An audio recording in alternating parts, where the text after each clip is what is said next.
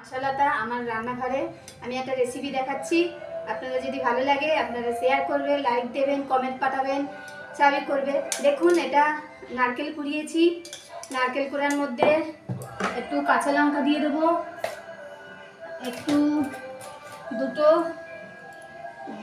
কাঁচা লঙ্কা কুচিয়ে দেবো,